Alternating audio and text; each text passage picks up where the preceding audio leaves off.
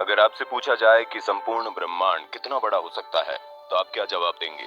अगर आपसे पूछा जाए संपूर्ण ब्रह्मांड की यात्रा करने में आपको कितना समय लग सकता है? चलिए इसका जवाब हम दे देते हैं।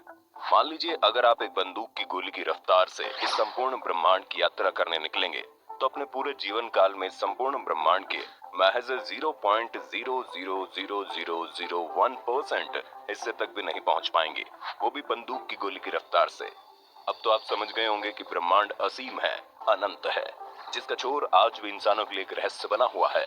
हमारी पृथ्वी इस ब्रह्मांड में ठीक उसी तरह मौजूद है जिस तरह एक बड़े महासागर में पानी की कोई बूंद मौजूद होती है।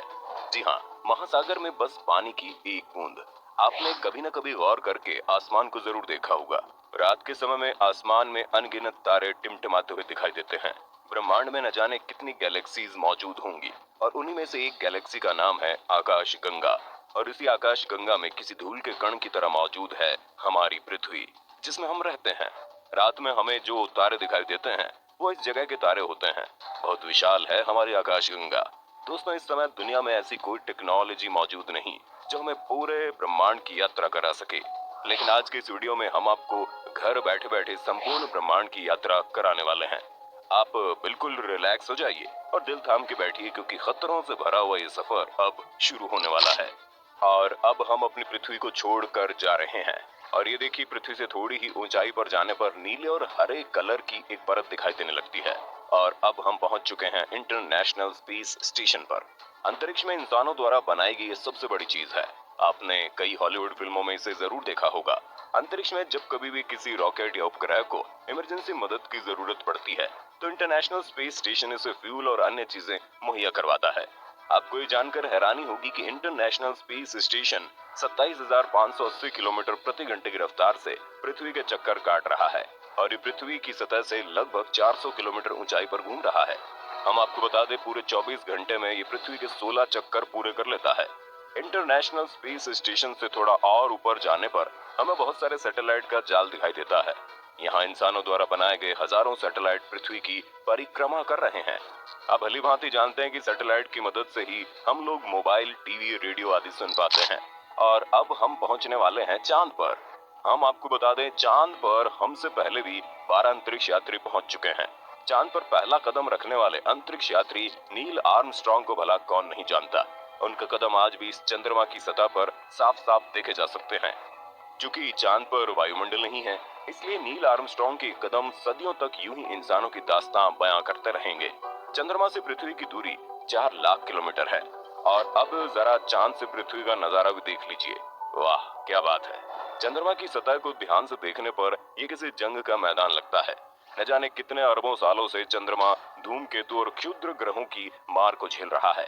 जिस तरह पृथ्वी का कवच उसका वायुमंडल माना जाता है, जो किसी पहरेदार की तरह अंतरिक्ष से आने वाली चट्टानों, अल्फा ग्रहों से पृथ्वी की रक्षा करता है।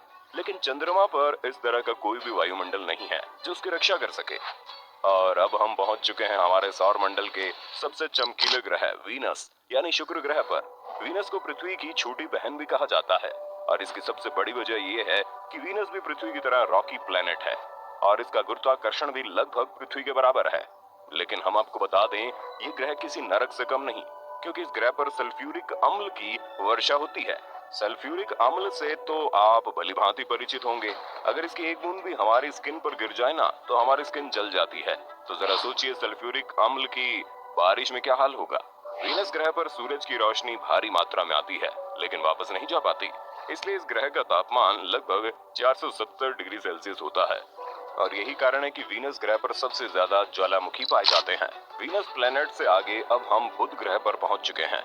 गौर से देखने पर इसकी सतह भी चंद्रमा की तरह दिखाई देती है। ये ग्रह सूर्य के सबसे निकट पाया जाता है, इसलिए दिन के समय इसका तापमान 400 डिग्री सेल्सियस से भी ज्यादा हो जाता है। लेकिन आपको जानकर हैरानी होगी कि रात के समय बुध ग्रह पर तापमान -170 डिग्री सेल्सियस पहुंच जाता है। ये वाकई हैरान करने वाला है। दिन और रात के टेम्परेचर में इतना ज्यादा फर्क शायद ही किसी ग्रह में पाया जाता है। चलिए अब आगे बढ़ते हैं, और अब हम पहुंच चुके हैं अपनी पृथ्वी के आधार यानी सूरज पर। क्योंकि सूरज के बिना जीवन की कल्पना कर पाना असंभव है। पृथ्वी से सूरज की दूरी तकरीबन 150 मिलियन किलोमीटर है। भले ही पृथ्वी से देखने पर सूर्य हमें एक फुटबॉल के बराबर दिखाई देता है, लेकिन ये इतना बड़ा है कि इसमें जाने कितनी पृथ्वियां समा सकती है। सूर्य की ग्रेविटी इतनी ज्यादा है कि पूरे सोलर सिस्टम को कंट्रोल कर रही है।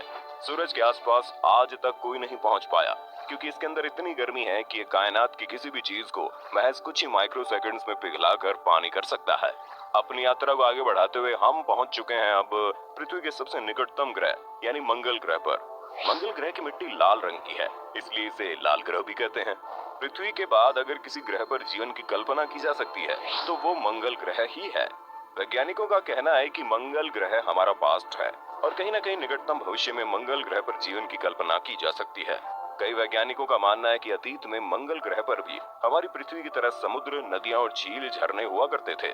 बहुत सारे वैज्ञानिकों ने मंगल ग्रह पर डेरा डालकर रखा है और वो लगातार रिसर्च कर रहे हैं ताकि निकट भविष्य में मंगल ग्रह पर बस्तियां बसाई जा सकें।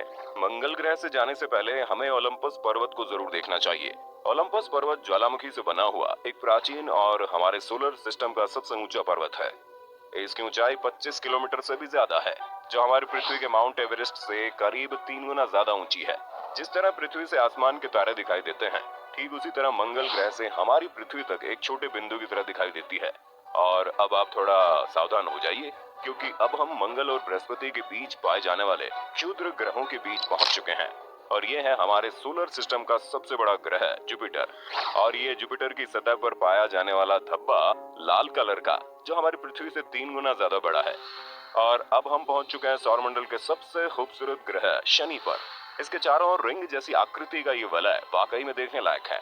आपको ये जानकर हैरानी होगी कि शनि ग्रह के छल्ले उसकी सतह से लाखों किलोमीटर ऊपर तक फैले हुए हैं। यूरेनस और नेपच्यून को पार करने के बाद और प्लूटो से गुजरते हुए अब हम अपने सोलर सिस्टम से बाहर इंटरस्टेलर स्पेस में प्रवेश कर चुके हैं। यहाँ हमारी मुलाकात होती है वोयागर 1 स्पेसक्राफ्ट से। ये एकमात्र क्राफ्ट है जो इंसानों द्वारा बनाई गई सबसे दूर मौजूद चीज है। इस समय पृथ्वी से 19 अरब किलोमीटर दूर पहुंच चुका है। अपनी इस रोमांचकारी यात्रा में हम इतने आगे आ चुके हैं कि यहाँ से हमारी पृथ्वी आंखों से ओझल हो गई है और सूर्य किसी बिंदु की तरह दिखाई दे रहा है। लेकिन अभी भी इतनी दूरी पर सूर्य की ग्रेविटी महसूस की जा सकती है। धूमकेतु का एक विशाल बादल हमारे सौरमंडल को चारों तरफ से घेरे हुए हैं, जिसमें अरबों खरबों धूमकेतु मौजूद है। और ऐसा माना जाता है कि सूर्य का गुरुत्वाकर्षण यहीं पर आकर खत्म हो जाता है। हमारी साइंस और टेक्नोलॉजी यहीं पर आकर खत्म हो जाती है। और अब हम अंतरिक्ष के एक ऐसे भाग में प्रवेश करने वाले हैं जहां पर घोर अंधेरा है। और अब हम अपनी पृथ्वी से बहुत बहुत बहुत दूर आ चुके हैं, लेकिन ब्रह्मांड के सापेक्ष अभी हमने पहली सीढ़ी भी पार नहीं की। और अब हम अपने पड़ोसी सोलर सिस्टम में प्रवेश कर चुके हैं और इस तारामंडल का नाम अल्फा केन है। सूर्य की किरणों को पृथ्वी तक पहुंचने में मात्र 8 मिनट 3 सेकंड का समय लगता है। उन्हीं सूर्य की किरणों को यहाँ तक पहुँचने में 4 साल 3 महीने का समय लग जाता है। अब तो आप समझ गए होंगे कि हम अपनी पृथ्वी से कितनी दूर आ चुके हैं। और अब हम अपनी पृथ्वी से 20 प्रकाश वर्ष दूर गिलीस 581 तारामंडल से गुजर रहे हैं। इस तारामंडल का एक ग्रह देखने में बिल्कुल हमारी पृथ्वी की तरह दिखाई देता है और यहाँ पर एलियंस के होने की सबसे ज्यादा संभावना मानी जाती है। हमारी आकाश गंगा में इस तरह के अरबों तारे मौजूद है, जिनमें सूर्य भी एक है, जिनकी यात्रा करना तो दूर पूरे इंसानी जीवन काल में सभी की गिनती कर पाना भी असंभव है। अब हम अपनी मिल्की वे से बाहर निकल चुके हैं और इंटर गैलेक्टिक स्पेस में आ चुके हैं। यहाँ पर हमारा मिल्की वे गैलेक्सी से भी बड़ी बड़ी अरबों गैलेक्सियां दिखाई दे रही हैं। अरबों गैलेक्सियों के इस झुंड को लोकल ग्रुप के नाम से जाना जाता है। और अब हमें दिखाई दे रहा है विर्गो सुपर क्लस्टर, जिसमें सैकड़ों लोकल ग्रुप शामिल है। वर्गो सुपर क्लस्टर 110 मिलियन प्रकाश वर्ष में फैला हुआ है। 110 मिलियन प्रकाश वर्ष, जरा सोच समझकर काउंट करना दोस्तों। अपनी यात्रा को और आगे बढ़ाने पर हमें वर्गो सुपर क्लस्टर जैसे अनगिनत सुपर क्लस्टर दिखाई दे रहे हैं और इस समूह को नाम दिया गया है लैनियाकिया सुपर क्लस्टर। हमारी यात्रा भी तो शुरू हुई है और आगे बढ़ने पर लैनियाकी सुपर क्लस्टर जैसे अरबों सुपर क्लस्टर दिखाई दे रहे हैं। और ये रहा हमारा मानक ब्रह्मांड, जिसमें हमारा लैनियाकिया सुपर क्लस्टर एक छोटे से बिंदु के समान दिखाई दे रहा है। और अब अगर मैं आपसे पूछूं इसमें हमारा सौरमंडल कहाँ पर है, चलिए सौरमंडल तो दूर, अगर मैं आपसे पूछूं इसमें हमारी मिल्की वे कहाँ पर है, तो आप डेफिनेटली नहीं बता पाएंगे। और ये हमारा अनुमानित ब्रह्मांड है। कई वैज्ञानिकों का कहना है कि हमारे ब्रह्मांड के अलावा और भी कई अनंत ब्रह्मांड हो सकते हैं, जिनका आज तक हमें कोई अंदाजा नहीं। तो दोस्तों ये थी हमारी यहाँ तक की अंतरिक्ष यात्रा। अब आप में से कई लोग सोच रहे होंगे यहाँ से वापस घर जाने का रास्ता कौन बताएगा। तो हम आपको बता दें यहाँ तक आने के बाद वापस घर जाना नामुमकिन है। तो दोस्तों आज की वीडियो में बस इतना ही। आपको ये अंतरिक्ष यात्रा कैसी लगी कमेंट करके बताइएगा। Thank you.